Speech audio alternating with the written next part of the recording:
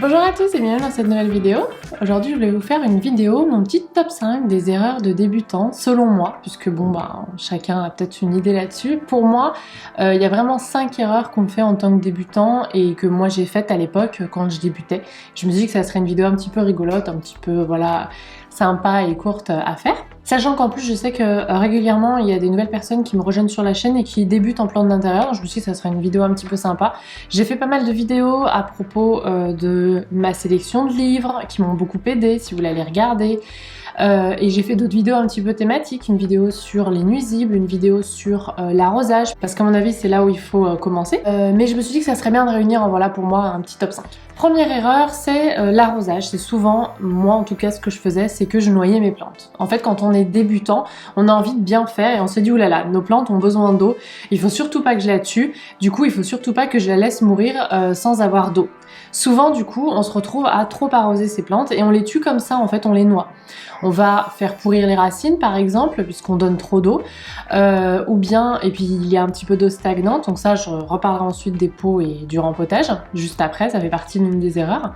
Ou bien, on va les arroser trop fréquemment, on va pas laisser sécher le terreau entre deux arrosages, comme ça serait le cas dans la nature. Faut vraiment penser plantes tropicales, sous les tropiques, il y a beaucoup d'eau, donc au lieu de mettre un petit verre de temps en temps, non, arroser bien toute la motte de façon bien homogène. Et puis entre deux arrosages, on laisse sécher parce que sous les tropiques il fait chaud, donc entre deux pluies tropicales, en fait la terre a déjà séché parce qu'il fait très chaud. Chez nous il fait pas très chaud, donc on va espacer en fait les arrosages et on va regarder tout simplement le terreau s'il est sec ou pas. S'il est complètement sec, on peut aller réarroser, mais pas juste un petit verre d'eau. On mouille bien toute la motte de façon homogène. Pour ne pas faire pourrir les racines, il faut aussi que le pot soit percé. Et là, j'en viens à mon erreur numéro 2, selon moi, quand on est débutant, c'est de pas choisir un pot adapté. Un pot adapté, ça peut être quand on rempote sa plante, soit un pot beaucoup trop grand. Certaines plantes aiment avoir le système racinaire un petit peu serré. Et il y a d'autres plantes, alors elles s'en fichent un petit peu, mais on va avoir un peu l'impression de tuer la plante si on passe à un pot beaucoup trop gros. Donc il faut rajouter en fait les 4 cm en tout pour passer à un pot un petit peu plus gros, puisque c'est une bonne façon de transitionner en fait, et que le système racinaire ne se perde pas en fait dans le terreau. Donc ça, selon moi, c'est une erreur. Pareil, toujours, alors là c'est les questions de la taille, mais toujours la question du pot. Choisir un pot qui n'a pas de trou, moi c'est des erreurs que j'ai faites il y a très longtemps. Je le faisais souvent, j'aimais bien un petit pot, etc. Et en fait, si vous avez un joli cache-pot qui n'a pas de trou, simplement rempotez votre plante dans un petit pot en plastique qui lui est troué et placez votre plante dans le cache-pot, ça sera joli. Vous pourrez aller arroser dans la douche ou bien dans la baignoire pour bien humidifier toute la motte sans problème, puisque le pot sera pas trop lourd, et vous pourrez replacer dans votre cache-pot. Voilà, si le pot n'est pas percé, en fait, ce qui va se passer, c'est que vous n'allez pas pouvoir humidifier la motte de façon vraiment homogène, puisque vous allez avoir peur qu'il y ait de l'eau qui stagne et que les racines stagnent dans l'eau et du coup pourrissent. Donc vraiment, pas choisir un pot adapté, soit en taille, soit un pot qui n'est pas troué. C'est souvent une erreur de débutant. Il y a très peu de plantes en fait qui adorent avoir les pieds tout le temps dans l'eau. À part le colocasia ou le papyrus, moi par exemple, chez moi, j'en ai jamais eu d'autres. Et je crois que quand on débute, on part pas tellement sur ce genre de plantes. Donc en fait, voilà, c'est vraiment, en règle générale, quand on est débutant, je conseille plutôt ça. Quand je parle de pot, du coup, je vais parler de rempotage et j'arrive à mon numéro 3 des erreurs pour débutants, c'est rempoter systématiquement une plante. Souvent, quand on rentre chez nous, on a envie de rempoter sa plante. Alors, il y a deux solutions. Soit on est en plein hiver et à mon avis, ça peut un petit peu attendre parce que certaines plantes type Alocasia, déjà par exemple, elles n'aiment pas beaucoup les changements. Donc déjà, si vous arrivez chez vous en plein hiver et que vous la rempotez, il y a des risques qu'elle ait du mal à reprendre. Mais si vraiment vous n'avez pas le choix de le faire, faites-le dès que vous arrivez. Ensuite, vous la reposez et ensuite, vous la touchez plus. Ça, c'est pour les Alocasia. Mais souvent elles peuvent attendre.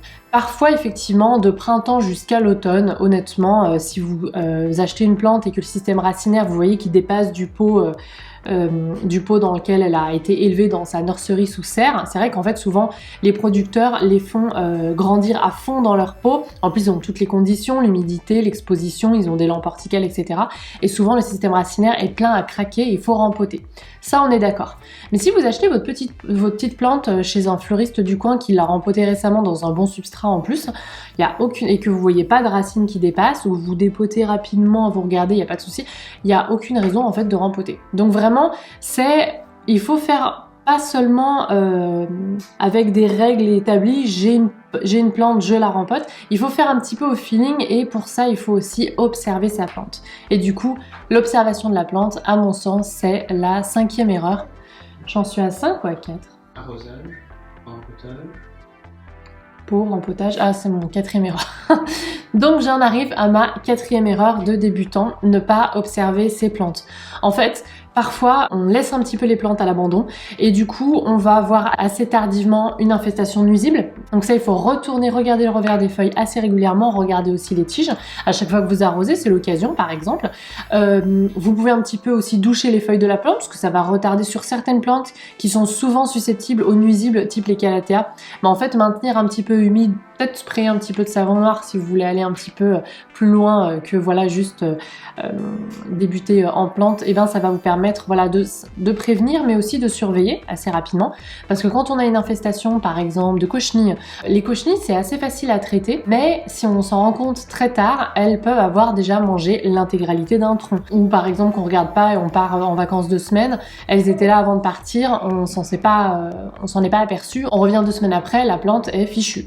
Donc voilà, bien observer ces plantes, ça vaut aussi quand on les achète. Quand on les achète en jardinerie, il est tout à fait possible qu'il y ait des nuisibles. Je veux dire, ça arrive à tout le monde, hein. C'est pas forcément parce qu'on est nul ou qu'on maltraite sa plante, pas du tout. Si vous lisez ça, je trouve que c'est de une très culpabilisant et de deux, c'est pas vrai. Il y a des jardineries qui en ont et il y a des serres qui en ont parfois. Et ben simplement quand vous l'achetez, vous observez bien votre plante, les tiges, les feuilles, etc. Si vous voyez quelque chose de suspect, essayez de gratter pour voir si ça s'en va. Si c'est juste une petite tache, par exemple, à cause d'un traitement qui a été fait ou d'un arrosage, il y a la plante par exemple a pris la pluie pendant le transport ou autre, c'est pas grave, mais si vous voyez que ça s'en va, c'est sûrement un nuisible ou un dépôt. Alors un dépôt ça peut être de la sève, d'une autre plante, etc. ou ça peut être un nuisible qui a fait ses excréments. Quand on est débutant, on sait pas forcément la différence, donc moi je vous conseillerais de rester loin de la plante, tout simplement. Donc vraiment observer sa plante, ça peut être aussi une indication pour l'arrosage. Il y a des plantes qui vous disent en fait quand il faut les arroser, elles s'enroulent sur elles-mêmes. Si vous voulez plus de détails là-dessus, j'ai fait une vidéo, mon top 3 des plantes pour débutants, où j'ai mis des plantes en fait qui vous disent un petit peu quand est-ce qu'elles ont besoin de boire en fait. Parce que je trouve que ça aide quand on est débutant, il y a vraiment un souci d'arrosage. C'est pour ça que j'ai fait une vidéo de 20 minutes là-dessus, au tout début de ma chaîne YouTube, parce que ça me paraissait vraiment être essentiel. Donc voilà pour l'observation. La dernière erreur selon moi, donc mon numéro 5, c'est pas assez de lumière. Parfois on achète une plante pour la mettre dans un couloir parce que c'est joli. Et on se dit, bah mince, elle grandit pas et elle s'abîme. Bah tout simplement en fait la plante a besoin de lumière. Si vous avez un couloir sans fenêtre, tout simplement la plante a besoin de lumière. Donc si vous avez un couloir sans fenêtre, je ne vous le conseille pas. Et si vous avez un couloir avec une petite lucarne, je vous conseille de regarder ma vidéo, mon top 3 des plantes qui nécessitent peu de lumière. Parce que pas toutes les plantes vont survivre ou s'épanouir ou ouais juste survivre dans un couloir avec une toute petite lucarne par exemple. Moi j'ai pas de plantes dans ma salle de bain parce qu'il n'y a pas de fenêtre, j'ai pas de plantes dans mon couloir parce qu'il n'y a pas de fenêtre, j'ai des fleurs séchées par contre c'est joli et j'ai d'autres types de décorations. Mais voilà, pas assez de lumière. Alors en ce qui concerne la lumière, parfois vous collez vos plantes sur une fenêtre, si elle a du soleil direct, ça risque de la brûler. Donc voilà, ma 5e erreur, c'est vraiment la lumière. Pas assez, voire parfois une lumière qui n'est pas appropriée.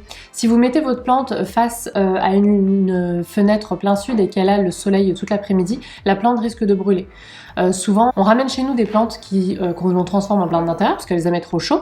Et en fait, dans la nature, elles sont couvertes par un certain nombre d'arbres et donc elles n'ont jamais le soleil direct qui peut brûler leurs feuilles. Donc vraiment, la lumière, soit pas assez, ou soit une lumière voilà trop forte qu'elle ne pourra pas supporter, type un soleil direct. Il y a quand même très peu de plantes qui adorent le soleil direct. Et souvent, quand on est débutant, c'est pas les plantes vers lesquelles on se tourne. Et voilà, on peut brûler en fait tout simplement sa plante. Donc la rapprocher d'une fenêtre, observer un petit peu. Donc ça revient à mon point numéro 4. Oui, voir où est-ce que le soleil arrive, etc. Et lui donner quand même suffisamment de lumière sans soleil direct. C'est vraiment la base si vous voulez commencer à débuter dans les plantes et ne plus les tuer. Bon, j'aimerais ajouter une 6e erreur de débutant, mais du coup je respecte pas la consigne. C'est un petit peu le comble pour une enseignante, mais quand même je vais le rajouter, c'est de paniquer trop rapidement. Parfois on a une plante qui a subi un petit peu un choc dans le transport et du coup elle va perdre 1 ou 2 feuilles à son arrivée. C'est pas grave, on les coupe, on vérifie s'il n'y a pas de nuisible, si les plantes, les racines ne sont pas en train de pourrir parce qu'il y a de l'eau stagnante dans le pot, c'est pas forcément signe qu'elle va mourir, pas du tout. Parfois, à trop vouloir en faire, oh là là, elle commence à jaunir, je suis en train de tuer ma plante, on la met en panique, en stress hydrique par exemple, oh là voilà, j'arrête de l'arroser, elle a trop d'arrosage, ou alors à l'inverse, je l'arrose et en fait on la noie, ou alors je la bouge, etc. Alors que du coup, il y a certaines plantes qui aiment être posées et elles mettent du temps à s'habituer, et du coup si on la bouge beaucoup, on risque vraiment en fait d'agrandir encore plus son temps d'adaptation, donc elle va perdre encore plus de feuilles, etc. Donc parfois, trop paniquer, parce qu'au début on veut bien faire, on a vraiment peur, et ben ça peut être aussi, à mon avis, une erreur de débutant que moi en tout cas j'ai faite à l'époque. Donc vraiment, s'il y a un petit souci, s'il y a une seule feuille qui jaunit, parfois j'ai des messages comme ça, j'ai une feuille qui jaunit mais la plante va super bien, on a vérifié ensemble qu'il n'y a pas nuisible ni d'eau stagnante, c'est juste le cycle de la plante en fait, voilà. Donc on prend la plante, on lui dit merci d'avoir participé à la photosynthèse, un peu à la Marie Kondo, et on l'enlève. Et si vraiment le problème s'étend, ça peut être un champignon, autre chose, voilà, des nuisibles, un problème d'arrosage, dans ce cas-là, ça vaut le coup de commencer à paniquer. Mais parfois, à paniquer trop rapidement, je trouve qu'on fait des erreurs en fait. Donc voilà, c'est tout pour cette vidéo, un petit top 5, enfin du coup un petit top 6, désolé. J'espère que ça vous a plu. Si vous êtes débutant, dites-moi si vous avez d'autres questions. Si vous n'êtes pas débutant et que vous avez regardé cette vidéo jusqu'au bout parce que ça vous faisait plaisir, déjà je vous remercie. Et ensuite, dites-moi vous en commentaire quelles sont les erreurs que vous avez pu faire en tant que débutant ou débutante et qui sont peut-être pas listées dans ma liste et que j'aurais peut-être omises. Moi vraiment, c'est les erreurs que j'ai faites moi quand j'ai débuté. Je me suis dit que c'était important de faire un petit point. Voilà, si vous avez aimé, n'hésitez pas à mettre un petit pouce en l'air. Si vous arrivez sur la chaîne, n'hésitez pas à vous abonner et à appuyer sur la petite cloche pour ne rater aucune vidéo. On est sur une chaîne de jardinage, mais pas que. Je vous souhaite une bonne journée et je vous dis à la prochaine.